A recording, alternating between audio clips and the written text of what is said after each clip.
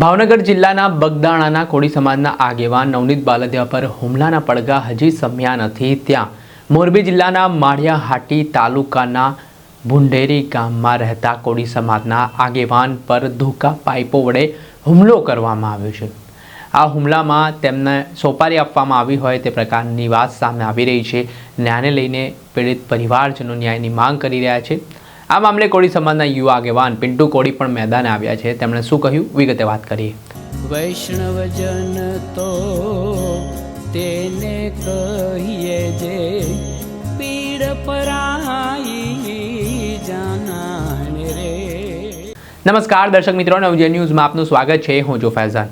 થોડાક સમય પહેલા નવનીત બાલદિયાના કેસને લઈને કોળી સમાજે ઠેર ગુજરાતભરમાં આવેદનપત્ર પાઠવીને પોતાનો ભારે આક્રોશ વ્યક્ત કર્યો હતો। ત્યારબાદ આ ઘટનાને લઈને એવું માનવામાં આવી રહ્યું હતું કે હવે આ પ્રકારના બનાવો છે તે બંધ થશે, પણ હજી પણ આ પરિસ્થિતિ યથાવત જોવા મળી રહી છે। થોડાક દિવસ પહેલા જસદણ ખાતે પણ કેટલાક અસામાજિક તત્વો દ્વારા છગનભાઈ ઝાપડિયા નામના કોળી સમાજના જે યુવક છે તેમના પર જીવલેણ હુમલો કરીને તેમને મોતને ઘાટ ઉતાર્યો હતો। ત્યારબાદ મોરબી જિલ્લાના માળિયાહાટી તાલુકાના ભંડોરી ગામમાં રહેતા ધીરુભાઈ વાઢેર નામના કોળી સમાજના યુવક પર પણ જીવલેણ હુમલો થયો છે, જેમાં ધોકા પાઇપો વડે અસામાજિક તત્વો દ્વારા તેમના પર આ હુમલો કરવામાં આવ્યો હોય તેવી માહિતી સામે આવી છે। અને આ ઘટનાનો વિડીયો પણ સોશિયલ મીડિયા ઉપર વાયરલ થયો હતો અને આના કારણે કાયદો અને વ્યવસ્થાની સ્થિતિ સામે સવાલ ઉઠી રહ્યા છે। પણ જે અવારનવાર લુખ્ખા તત્વો બેફામ બની રહ્યા છે ને કોળી સમાજના લોકો પર જે ત્રાસ ગુજારી રહ્યા છે, તેમના પર હુમલો કરી રહ્યા છે, તે ચિંતાનો વિષય પણ બનતો દેખાઈ રહ્યો છે। આને લઈને કોળી સમાજના યુવા આગેવાન પિન્ટુ કોળીનું નિવેદન સામે આવ્યું છે, જેમાં તેમણે કહ્યું છે કે ક્યાં સુધી હવે અમે સહન કરીશું। આ મામલે તેમણે ગૃહમંત્રીને પણ વાત કરતા શું આક્રોશ વ્યક્ત કર્યો તે સાંભળો।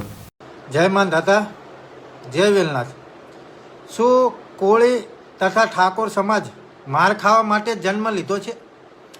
ઓલ્યા ગૃહમંત્રી એટલે કે હર્ષ સંઘવી કાયદાની ફાયદાની વાતો કરે છે। ગુજરાતની અંદર કાયદો કેટલી કથળી હાલતમાં છે એ આ હર્ષ સંઘવીને ખબર જ નહીં હોય શું? હવે હજુ બગદાણાવાળી ઘટનાના પડઘા સમગ્ર ગુજરાતની અંદર પડ્યા છે, ત્યારે માળિયાહાટી તાલુકાના ભંડોળી ગામે કોળી સમાજના પ્રમુખ અને તેના પરિવાર ઉપર જાનથી મારી નાખવાનો હુમલો થયો અને ધમકી આપ્યા બાદ અસામાજિક તત્વો ધીરુભાઈ વાઢેરના ઘરે પહોંચ્યા હતા અને ખરેખર ધોકા, લાકડીઓ, પાઇપ સાથે આ પરિવાર ઉપર જાન લેવા હુમલો કર્યો। એટલે ઓલા હર્ષ સંઘવી ગૃહમંત્રી એવું કહે છે કે કાયદામાં રહેશો તો ફાયદામાં રહેશો। શું ખરેખર કાયદો ગુજરાતની અંદર છે જ નહીં? શું પોલીસ તંત્ર એટલું બધું બેફામ છે કે કોઈ વ્યક્તિ પોલીસ ફરિયાદ લખાવવા માટે જાય તો પોલીસ ફરિયાદ પણ લેતા નથી અને ગૃહમંત્રી કાયદાની વાતો કરે છે? શું આવો છે ગુજરાતનો કાયદો? ખરેખર માળિયા તાલુકા કોળી સમાજ તેમજ આસપાસના તાલુકામાં આ અસામાજિક તત્વોનો એટલો બધો રાફડો ફાટ્યો છે કે ઘરે લોખંડની પાઇપો, ગાડીઓ, ધોકા સાથે હુમલો કરે છે। તમે આખો વિડીયો જુઓ અને ખરેખર કોળી સમાજને અને ઠાકોર સમાજને સ્પેશિયલ માર ખાવા જન્મ લીધો હોય ને એવું વાતાવરણ છે। આખો વિડીયો જુઓ અને બને એટલો વિડીયો આગળ શેર કરો ને એમ છતાં પોલીસ એફઆઈઆર નથી પાડતી અને અલ્લાહ ગલ્લા બતાવી રહી છે પોલીસ। તો આ શું પોલીસ તંત્ર કરી રહી છે એ પણ ધ્યાનથી જુઓ અને બને એટલો મિત્રો વિડીયો આગળ શેર કરો। હું છે બધું થાય હું પિક્કી ગાડી નંબર લઈ લઈને આવ્યા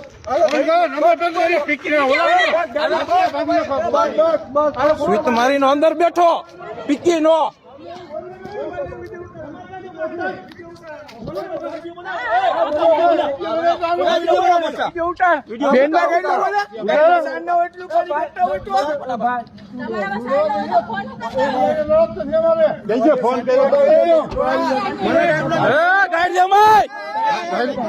તારી માનો ભોસડો હા એમ શું થાય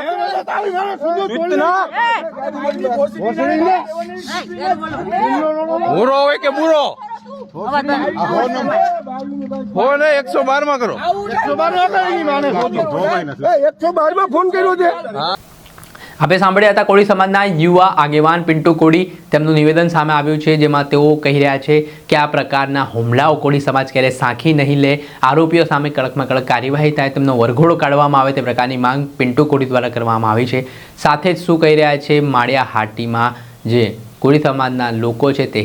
મારા છોકરાના ફોન ઉપર કાલે આરીફ ભૂરા નામના વ્યક્તિનો ફોન આવેલ અને અમુક સમયમાં પાછા મારા ઘરે આવી સ્વિફ્ટ ગાડીમાં લાકડી ધોકા હથિયારો વગેરે લઈ અને મારા પરિવાર ઉપર હુમલો કરેલ. અને આ રીતનું કાવતરું કરનાર કોણ છે શું છે એ કંઈ હું જાણતો નથી. મારે આરીફ ભૂરાને કોઈ દી આંખનો પણ ઓળખાણ નથી અને આવી રીતે અચાનક હુમલો કરેલ, જેને લીધે હું થોડોક હતાશ થઈ પોલીસ સ્ટેશન માળિયા ગયો. તો માળિયા પોલીસ સ્ટેશન 11 સાડા 11 વાગ્યાની આસપાસ પહોંચતા 4 વાગ્યા સુધીમાં બેસાડી રાખી અને સાહેબ નથી, અત્યાર સુધી FIR લીધેલ નથી. તો આવા સામાજિક તત્વો, આવા અસામાજિક તત્વો, આવા સામાજિક પરિબળોને જે હેરાન પરેશાન કરતા હોય, હું સમાજની જ્ઞાતિનો પ્રમુખ હોય તો બીજા સમાજોએ આમાં વિચારવાનું શું? આ રીતે મારું એટલું કહું વિરમું છું.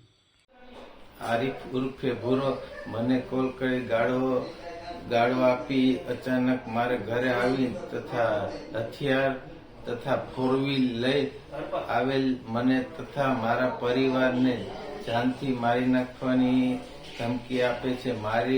મારા પરિવારમાં મારા બહેન તથા મારા કાકી પર હુમલો કરેલ છે, જેથી ફરિયાદ આપેલ છે, પોલીસ લીધી નથી.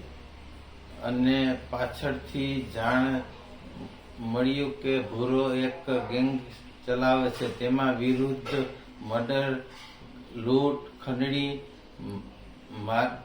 મનગી જેવા અનેક ગુના દાખલ થયેલ છે. મને તથા મારા પરિવારને મારી નાખવાની સોપારી કોણે આપી તે તપાસ કરવી જરૂરી છે.